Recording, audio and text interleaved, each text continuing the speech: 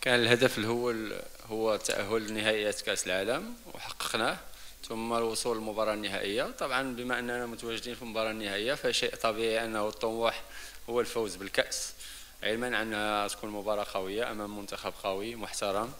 لذلك إن شاء الله احنا على أتم استعداد أننا نقدم مرة أخرى مباراة في المستوى، مباراة كبيرة اللي تخول لنا إن شاء الله أننا نفوزوا بالكأس ونفرحوا الشعب المغربي كما فرحنا في الأدوار السابقة إن شاء الله. Bien sûr, il est évident à travers les matchs de cette compétition que le Sénégal dispose d'une équipe très compétitive, comme vous l'avez évoqué, et on les connaît, ils nous connaissent très bien. Donc il n'y a plus de mystère autour des deux équipes.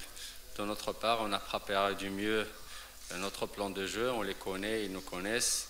Et c'est demain que se verra l'issue de cette confrontation. Avec tout le respect qu'on a pour le Sénégal, on jouera nos chances, on a nos options sur un match et on l'a démontré sur 2 ans qu'on peut gagner n'importe qui. Donc demain, on essaiera un petit peu, Inch'Allah, de tout faire, de préparer le meilleur plan possible pour les joueurs pour gagner ce match. طبعا المواجهة مع المنتخب السنغالي كما قال الأخ أكيد أنها تجمع بين فريق قوي على المستوى الهجومي اللي هو الفريق السنغالي، والفريق المغربي اللي أبان على صلابة دفاعية من الناحية الجماعية. هو تيتساءل على هذا النوع من المواجهات في يوم الغد. فاحنا طبعا احنا ما عندناش اوبسيون وحده، عندنا امكانيات اننا نصنعوا اللاعب بينها على مدار البطوله في مباريات مختلفه طبعا، لكن عندنا هذه القدره على التاقلم مع الخصم واعطاء الاحترام اللازم للخصم. طبعا غنحاولوا اكيد ايقاف القوه ديال السنغال، لكن دون التفريط في امكانيات ديالنا في صناعه اللعب، صناعه الخطر ايضا. نتمنوا اننا نكونوا موفقين في ترجمه الفرص اللي غتتاح، لانها عمليه الترجمه وانك تكون فعال يمكن يكون شيء مؤثر يعني في المباراه. طبعا بالنسبه للمواجهات السابقه في المباريات الوديه فاكيد انها اعطت فكره لكل فريق على الاخر.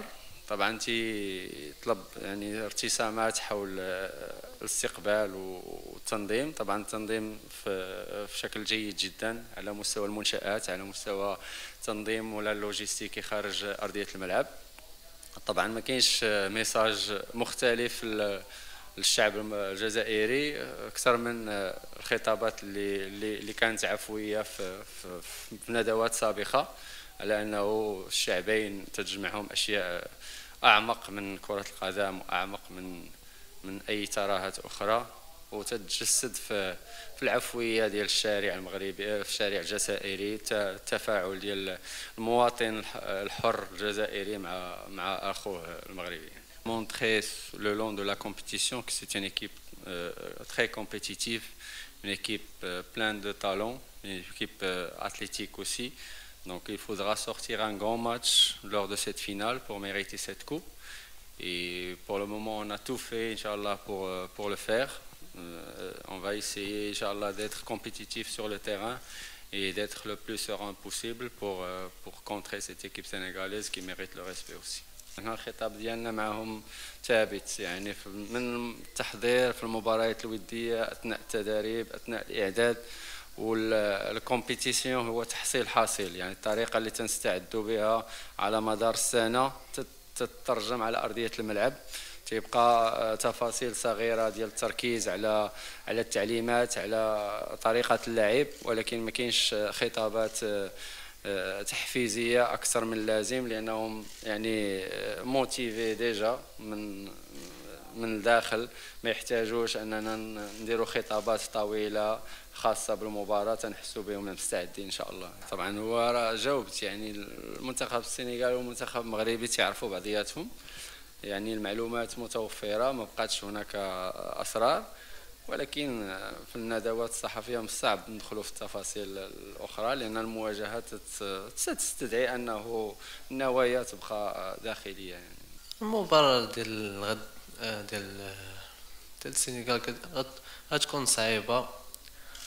حنا غنلعبوا بحال ما كاين والو، حنا مكونسونطرين و كنترينيو مزيان وكلشي، وحنا راه موجودين باش نديو هاد لاكوب ان شاء الله. ديجا شفناهم، ديجا تفرجنا فيهم. كنحترموهم. ادفيرسير صعيب وان شاء الله حنا راه غنلعبوا على لا كوب، وان شاء الله راه ما غتمشيش من